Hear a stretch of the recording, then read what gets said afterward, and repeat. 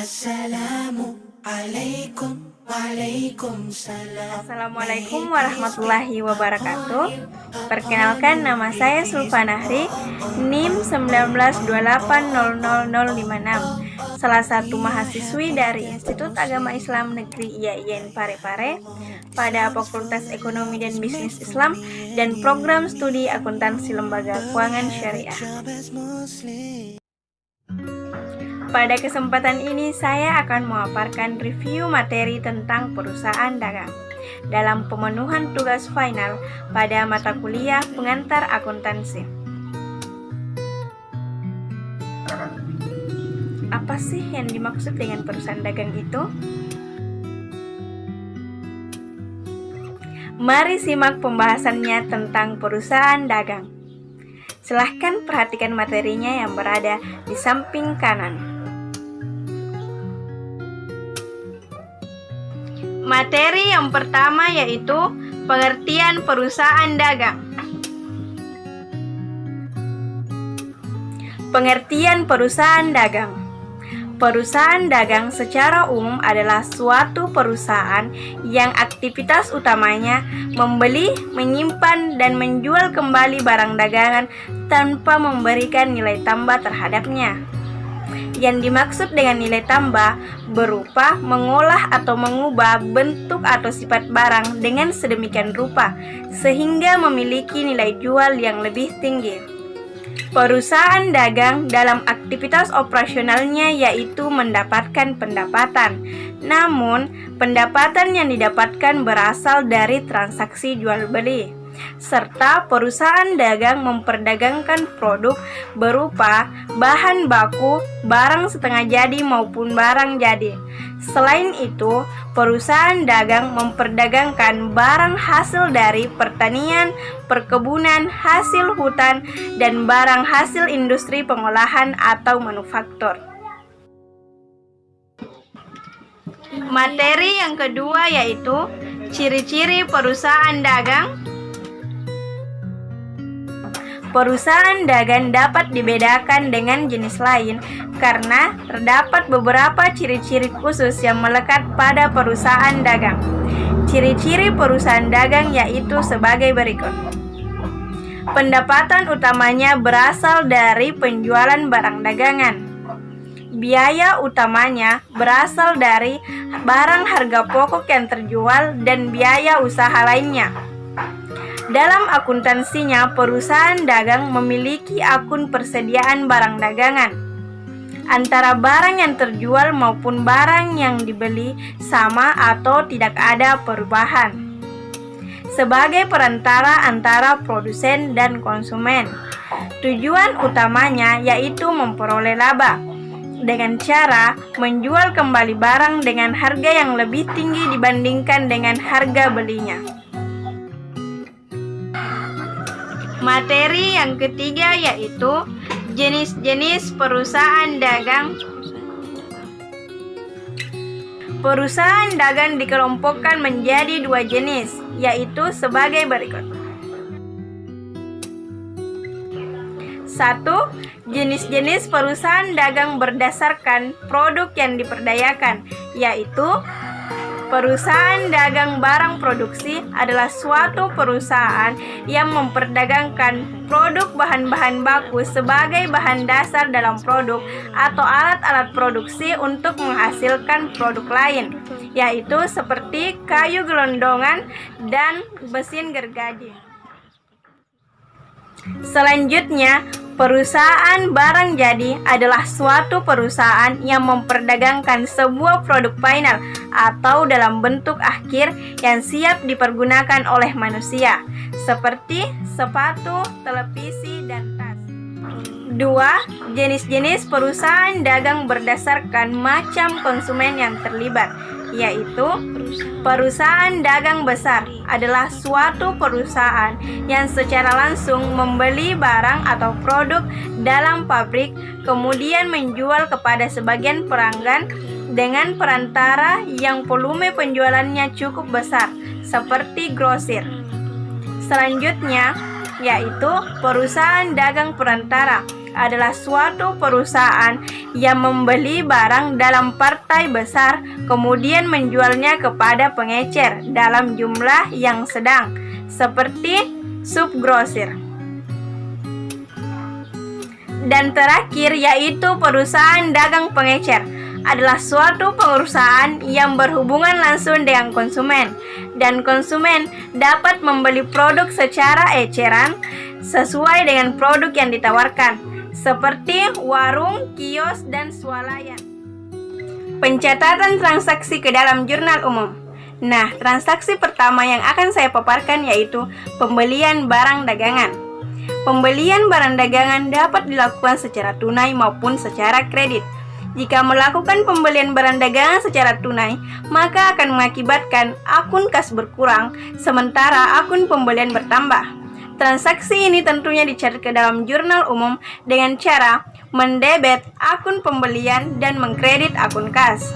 Contoh transaksinya yaitu, pada tanggal 9 Maret 2008, dibeli barang dagang dari toko Pajar Jaya seharga 750.000, maka akunnya yaitu pembelian berada di sisi debit dengan nominal 750.000, sedang akun kas berada di sisi kredit dengan nominal yang sama yaitu 750.000.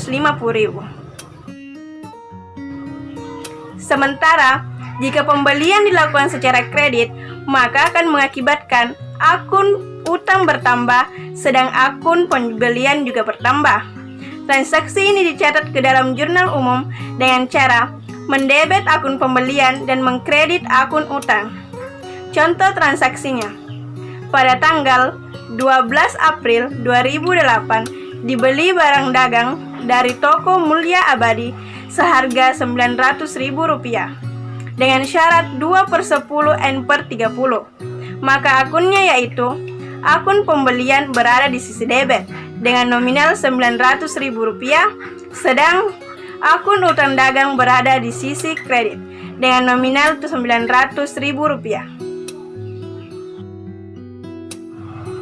Transaksi berikutnya yaitu retur pembelian.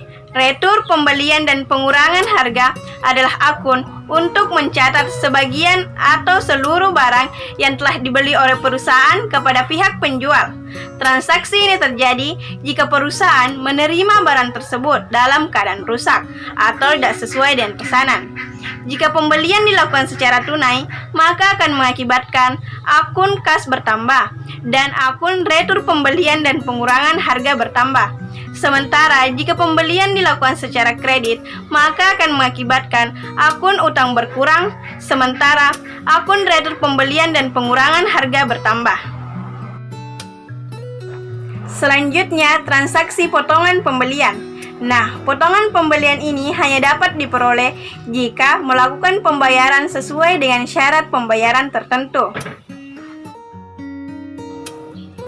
Transaksi berikutnya yaitu beban angkut pembelian.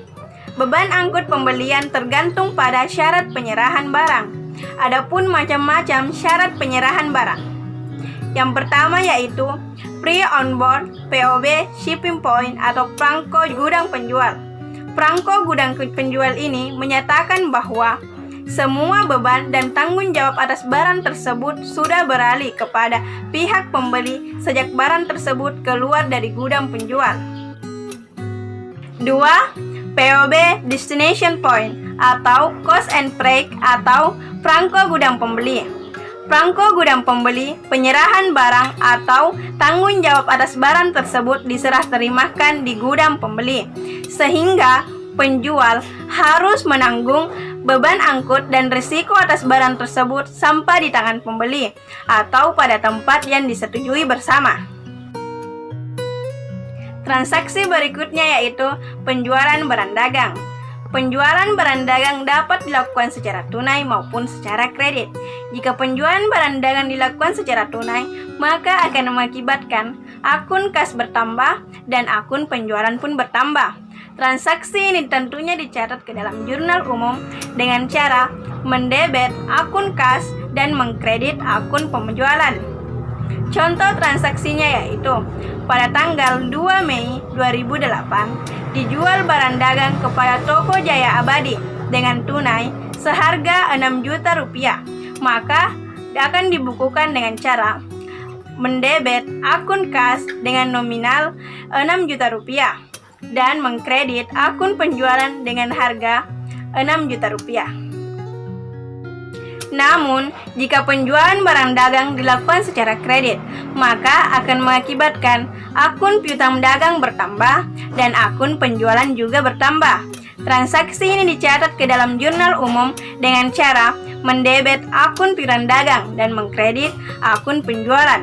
Contoh transaksinya yaitu pada tanggal 4 Mei 2008 dijual barang dagang kepada toko Madiom secara kredit seharga Rp5.500.000, maka akan dicatat dengan cara mendebet akun piutang dagang dengan nominal Rp5.500.000, sedang mengkredit akun penjualan dengan nominal Rp5.500.000. Selanjutnya, transaksi retur penjualan dan pengurangan harga. Retur penjualan dan pengurangan harga adalah akun untuk mencatat penerimaan sebagian atau seluruh barang yang telah dibeli oleh konsumen kepada perusahaan. Transaksi ini terjadi jika konsumen menerima barang tersebut dalam keadaan rusak atau tidak sesuai dengan pesanan. Jika penjualan dilakukan secara tunai, maka akan mengakibatkan akun kas berkurang dan retur penjualan dan pengurangan harga bertambah. Sementara, jika penjualan dilakukan secara kredit, maka akan mengakibatkan akun piutang dagang berkurang dan akun retur penjualan dan pengurangan harga bertambah. Nah, transaksi terakhir yaitu potongan penjualan. Potongan penjualan terjadi jika pembeli memanfaatkan syarat pembayaran tertentu sehingga pembeli mendapatkan potongan harga. Materi yang kelima yaitu pencatatan transaksi ke jurnal khusus. Pencatatan transaksi ke dalam jurnal khusus. Nah, jurnal yang pertama yaitu jurnal pembelian atau purchase journal. Adalah jurnal khusus yang digunakan untuk mencatat pembelian barang dagangan dan aktiva lainnya secara kredit. Transaksi yang sering dilakukan oleh perusahaan yaitu pembelian barang dagangan, pembelian perlengkapan, pembelian peralatan, inventaris, dan sebagainya. Transaksi yang dicatat ke dalam jurnal khusus yaitu pembelian barang dagangan secara kredit, pembelian perlengkapan, peralatan, dan aktiva lainnya secara kredit.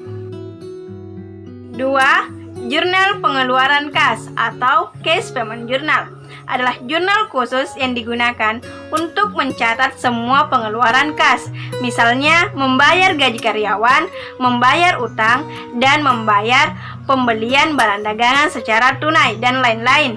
Transaksi yang dicatat ke dalam jurnal pengeluaran kas yaitu sebagai berikut: pembelian barang dagangan secara tunai, pembayaran atau pelunasan utang, pembayaran beban-beban, retur penjualan, dan pengambilan uang secara pribadi atau biasa yang disebut dengan prive. 3. Jurnal penerimaan kas atau cash receipt journal adalah jurnal khusus yang digunakan untuk mencatat semua penerimaan kas, misalnya pendapatan bunga, pendapatan sewa, dan penjualan tunai, dan lain-lain. Transaksi yang dicatat ke dalam jurnal penerimaan kas yaitu sebagai berikut: penjualan secara tunai, penerimaan pelunasan piutang, penerimaan pendapatan seperti pendapatan sewa, pendapatan bunga, pendapatan dividen, dan lain-lain. Serta yang terakhir yaitu retur pembelian secara tunai. 4. Jurnal penjualan atau sales journal adalah jurnal khusus yang digunakan untuk mencatat penjualan barang dagangan dan barang yang lainnya secara kredit. 5. Jurnal umum atau memorial adalah jurnal khusus yang digunakan untuk mencatat semua transaksi yang tidak dapat dimasukkan salah satu dari keempat jurnal khusus tersebut. Transaksi yang dicatat ke dalam jurnal umum yaitu sebagai berikut: retur penjualan dan pengurangan harga, potongan penjualan, retur pembelian dan pengurangan harga, penyesuaian akhir tahun, penyesuaian kembali awal tahun. Bukti-bukti transaksi. Dalam melakukan setiap transaksi, perusahaan harus membuat bukti-bukti transaksi, karena bukti-bukti transaksi ini yang akan dijadikan dasar dalam pembuatan jurnal. Bukti-bukti transaksi terdiri atas 6, yaitu sebagai berikut. 1. Faktur merupakan penghitungan penjualan kredit yang diberikan penjual kepada pembeli. 2. Memo kredit adalah memo yang dibuat oleh penjual karena penjual menerima pengembalian barang dari pembeli. 3. Memo debit adalah memo yang dikirim pembeli kepada penjual karena barang yang tidak sesuai dengan pesanan atau terjadi kerusakan pada barang tersebut atau harga yang tidak sesuai dengan perjanjian. 4. Bukti kas masuk adalah bukti yang dibuat oleh perusahaan pada saat penerimaan kas. Bukti kas masuk dibuat oleh perusahaan pada saat menerima pelunasan piutang dari pembeli. 5. Bukti kas keluar adalah bukti yang dibuat oleh perusahaan pada saat pengeluaran kas yang berhubungan dengan pembelian.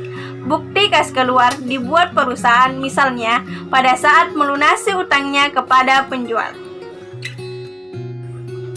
6. Voucher adalah bukti yang dibuat oleh perusahaan pada saat pengeluaran kas namun tidak berhubungan dengan pembelian. Apakah sudah paham tentang perusahaan dagang itu? Sekian pemaparan materi tentang perusahaan dagang. Semangat belajar! Akuntansi itu tidak hanya butuh teori, tapi juga butuh praktek.